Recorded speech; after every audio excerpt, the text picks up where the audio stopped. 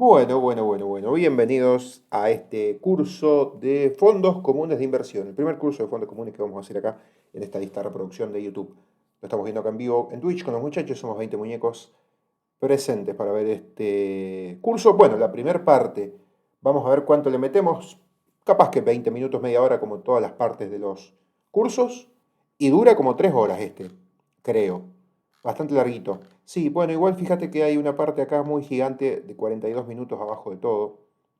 Entonces eso es lo que lo hace largo. Después lo otro es bastante normal. Pero vamos a dividir este curso seguramente en 4 o 5 partes. Vamos con esta primera parte, vamos a ver cuánto dura y después proseguimos con lo demás. Para que ponga un poquito más rápido. ¿Qué tal? Sean bienvenidos al curso de cómo invertir en fondos comunes de inversión de Argentina. Todos sabemos la dificultad que debemos afrontar al momento de comenzar en el mundo de las inversiones y este curso viene a facilitar el mismo. Comenzando desde la explicación simple de los instrumentos financieros que pueden formar parte de dichos fondos. Luego avanzamos con los conceptos básicos de los fondos comunes de inversión y diferentes tipos y clases de fondos que existen. Avanzando sobre cómo analizar un fondo común de inversión, qué cuestiones hay que tener en cuenta, cómo determinar su perfil de inversor, horizonte de inversión y cómo estructurar una cartera con diferentes fondos. Finalizando el mismo analizando los diferentes fondos comunes de inversión y ver si conviene o no de acuerdo al perfil del inversor. Todo con práctica real. Así que nos vemos dentro del curso. Vamos nomás, arrancamos.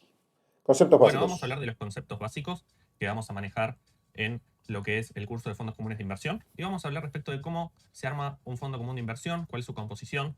Un fondo común de inversión es un patrimonio formado por los aportes de un grupo de personas que tienen los mismos objetivos de rentabilidad administrado por profesionales. Dichos aportes se invierten en diferentes instrumentos financieros como acciones, bonos, plazo fijo, etc.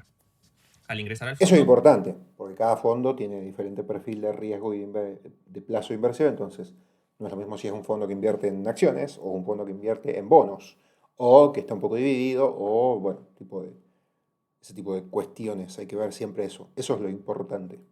adquiere una parte del mismo que se Porque básicamente nosotros podemos ser un fondo común de inversión. En vez de invertir en un fondo o en varios, podemos comprar algunos bonos, comprar algunas acciones, comprar no sé, algunas cauciones, hacer cauciones, y nos vamos haciendo nuestro propio fondo. Pero en este caso, los fondos, como tienen mucho más liquidez y son un grupo de gente que invierte, pues están más diversificados, entonces tenés una licuación del riesgo, pero igualmente si es un fondo que tiene todo en acciones, tiene un riesgo alto obviamente por las variaciones más que todo, y una rentabilidad también más alta seguramente, o si invierte todo en bonos, en plazos fijos y demás cosas así, de renta fija va a tener otra rentabilidad y otro riesgo obviamente. Siempre eso es lo más importante, siempre hay que ver la composición de cada fondo común. denomina cuota parte. Por lo que si el fondo es de 100 millones de pesos y se emiten 100 millones de cuota partes, cada cuota va a valer un peso, cada cuota parte. Por lo tanto, el que adquiere cuota parte se lo denomina cuota partista. Luego, dependiendo de las variaciones de cotización de dichos instrumentos financieros que forman parte del fondo, va a subir o bajar la cotización de la cuota parte, ajustándose la misma de manera diaria. Cuando ingresamos a un fondo, vamos a suscribir cuota partes y cuando salimos de un fondo vamos a rescatar cuota partes. ¿Quiénes intervienen en un fondo? Los inversores denominados cuotapartistas, una sociedad depositaria y una sociedad gerente. La sociedad depositaria se ocupa de custodiar los activos que componen el fondo, cobrar los dividendos, rentas y amortizaciones. Además de esto, percibe los aportes de las suscripciones y efectuar el pago de los rescates. La sociedad gerente está compuesta por profesionales encargados de administrar el fondo, invirtiendo el dinero del mismo en los diversos activos que estipula el reglamento de gestión. Y acá surge la idea. ¿Qué es el reglamento de gestión? Bueno, el reglamento de gestión es un contrato que establece las normas aplicables a la sociedad gerente, a la sociedad depositaria y a los cuotapartistas de un determinado fondo, como así también los instrumentos a invertir. ¿Qué quiere decir esto? Que más allá de que siga existiendo o no los profesionales que van a administrar el fondo o que decidan renunciar, no importa porque se van a aplicar siempre lo que establezca el reglamento de gestión. Por lo tanto, siempre la estructura del fondo va a ser igual. Ustedes van a verlo ahora, van a verlo después, van a cambiar el nombre de los instrumentos porque ya vencieron, porque ya se pagaron, pero van a seguir manteniendo la misma estructura. Y cuando ustedes inviertan en fondos comunes de inversión, van a encontrar que los mismos se encuentran divididos de acuerdo a su composición. La composición se refiere a su estructura en cuanto a renta fija y renta variable. Van a ver que se encuentra dividido en conservador, moderado y agresivo, en el cual el conservador prácticamente la totalidad del fondo va a ser instrumentos de renta fija. El moderado va a tener una pequeña porción ínfima, por lo general menos del 25%, por lo general entre un 20-25% del fondo es renta variable, y el agresivo por lo general constituye más del mismo. Incluso hay fondos que son completamente de renta variable de acciones argentinas. Así que las sociedades de bolsa, los brokers ya lo dividen de manera automática y ustedes van a entender por qué se dividen de tal manera. También van a poder ver. No uso fondo común de inversión por el hecho de que me gusta armar mi propia cartera y ser mi propio fondo, pero dentro de todos los fondos, si hay fondos interesantes y agresivos que inviertan mucho en renta variable, me interesaría ver algunos. Pero no, por lo general son todos bastante mixtos. Tienen un poco de allá, un poco acá, y no me termina cerrando. Aparte, obviamente, no es lo mismo. Ponele que un fondo tenga un bono, una acción y, no sé, un plazo fijo, ponele, ¿no? Y si en total rinde un 10%, obviamente el fondo común de inversión a vos te va a rendir un, no sé, un 8, 9, depende, porque te va a cobrar obviamente una comisión ese fondo por el hecho de hacerte el trabajo fácil, digamos, en vez de vos tomarte el trabajo de invertir cada uno en ese activo por cada uno dividido, lo invertís todo desde ese fondo, entonces como que te cobra esa renta. Entonces lo que te rinde ese fondo común es un poquito menos de lo que te rendiría si vos mismo comprás cada cosa eh, por separado. Pero bueno, son cuestiones técnicas. Ver cuando entran a su broker o a la parte de inversiones del banco, pueden ver que los fondos se encuentren divididos de acuerdo a su composición. Por lo tanto, se van a dividir en renta fija, mixta y variable. Los que son renta fija son la mayoría de los fondos que se denominan como renta fija, compuestos de bonos, que sean de tasa SER, bonos de tasa Badlar, bonos dólar linked, también pueden contar con plazos fijos, fondos money market, invertir en otros fondos que también sean de renta fija. Los mixtos son los que tienen ya una porción de renta variable con acciones, con CDRs, que, como les planteo, puede ser de hasta un 25%, como se le denomina también a un fondo moderado. Por lo tanto, los fondos comunes de inversión de renta mixta van a tener una composición de hasta el 25% generalmente de renta variable. Y los fondos de renta variable son aquellos que directamente se encuentran compuestos por instrumentos puramente de renta variable, como ya vamos a ver, fondos que son casi en su totalidad de acciones argentinas, y esto es la otra alternativa que existe para clasificar a los fondos. Ok, segunda parte. Después Bueno, van a haber para diferentes hacer. cuestiones que hay que tener en cuenta. Por ejemplo, la cantidad mínima para ingresar a un fondo. Eso depende de cada fondo, de lo que establezca la política del reglamento de gestión. Por lo tanto, a veces van a poder ingresar prácticamente con un peso, que vamos a ver, o hay otros que exigen un mínimo de 5.000 pesos. Eso lo tienen que contactar con el banco o sociedad de bolsa donde quieran invertir. Respecto de las clases de fondos, ¿de qué depende? Por lo general, el mejor broker o el mejor lugar que conozco yo para invertir en fondos por la variabilidad que tiene, por la cantidad, es Bull Market. Es como especialista en dar esas herramientas y ese tipo de inversiones. Es el más reconocido de todos los brokers acá en Argentina por sus fondos comunes de inversión. Pero bueno, hay bancos que lo ofrecen, hay otros brokers también que ofrecen, así que depende de cada uno. Pero el donde más hay y el más variado es Bull Market.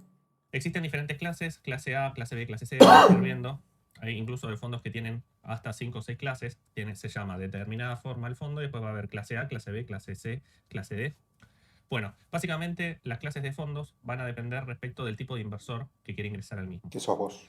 No es lo O mismo también la cantidad si invertís vos como persona o como empresa. mínima que quiere invertir. Por lo general, los inversores institucionales, lo que son empresas, fondos comunes de inversión que quieren invertir en otros fondos, por lo general van a ir a las clases más altas, la clase A, la clase B. Y después la clase C se habilita para personas físicas. Pero eso no es obligatorio para todos. Puede ser que tenga dos clases, un fondo tenga clase A, clase B, y ustedes puedan ingresar en cualquiera de los dos. No es problema. Eso lo establece nuevamente el reglamento de gestión. Siempre recomiendo que le consulten a su asesor o directamente a la sociedad de bolsa o al banco con el que operen para ver cuál de todos pueden acceder ustedes. Por lo general, los que son más altos, las clases A o B, son los que exigen mínimos más altos para ingresar o son para empresas que quieran invertir. Honorarios de administración, comisiones de entrada y de salida y de transferencia. Nosotros vamos a ver después que los fondos pueden establecer políticas de un honorario de administración que va a ser un porcentaje del capital, pero eso se prorratea anualmente y se descuenta de la cuota parte. No es que al determinado precio que tenga la cuota parte cuando ustedes ingresen, Invertir online solo tiene un par de fondos, muy limitado. hay que restarle los honorarios de administración, que repito, son anuales. Por lo general, entre un 2, 2,5% anual. del capital total. Ya está descontado en la cuota aparte, así que no hay que hacer ningún cálculo adicional. Y hay algunos, prácticamente no existen, que exigen comisión de entrada y comisión de salida. O también cuando se realiza la transferencia cobran una comisión. Eso hay que tenerlo en cuenta porque nos puede afectar la inversión que podamos realizar. Y respecto a lo que es el plazo de liquidación, el plazo de liquidación hace referencia al momento en que nosotros realmente vamos a tener las cuotas partes o vamos a tener el capital. Si nosotros hacemos una suscripción y el fondo es de 48 horas, quiere decir que nosotros vamos a comprar, por ejemplo, el día lunes, por lo general antes de las 3 de la tarde, donde se puede hacer la suscripción, ¿sí? La solicitud de adquirir cuota partes. Entonces tenemos que esperar el día lunes, el día martes y el miércoles vamos a ver reflejadas nuestras cuotas partes. Lo mismo para el rescate, cuando queremos recuperar el capital. Si nosotros pedimos el rescate el día lunes, antes de las 3 de la tarde, tenemos que esperar el día lunes, el día martes y el miércoles vamos a ver acreditado el dinero en nuestra cuenta. Si es 24 horas, suscribimos el lunes. El martes ya lo vamos a ver en nuestra cuenta, siempre ingresar, suscribir antes de las 3 de la tarde y lo mismo para el rescate. Si es antes de las 3 de la tarde, el día lunes, el martes vamos a ver acreditado el dinero en nuestra cuenta. Se dice las 3 de la tarde por el tema de bancos. Bueno, ahora vamos a hablar respecto de las diferencias entre lo que es renta fija y renta variable. Porque hasta esa hora pueden contactar a los bancos para sacar o mover plata. Para comenzar, es importante entender que son dos elementos que cada uno tiene sus instrumentos de inversión correspondiente, que después en próximos videos lo van a estar viendo, en el cual hay 3 diferencias fundamentales que es importante que tengan en cuenta. Primero y principal, lo que es renta fija genera una fuente de ingresos constantes. Si bien hay parte de renta fija, como por ejemplo bonos que sirven de especulación y que su cotización es volátil, la idea principal es que todos los instrumentos de renta fija generen ingresos constantes, que generen un flujo seguro en el cual uno pueda saber de antemano qué ingresos va a obtener y los mismos no van a variar por ninguna otra cuestión. Mientras que lo que es renta variable va a generar ingresos diversos dependiendo si uno realiza una buena o una mala inversión, pero no te predice, digamos, no te anticipa cuánto vas a obtener. Lo que es renta fija, por otro lado, tiene su herramienta de estabilidad.